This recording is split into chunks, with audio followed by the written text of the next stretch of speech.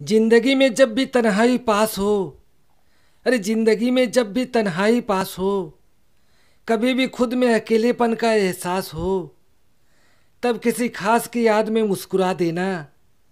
अरे तब किसी खास की याद में मुस्कुरा देना।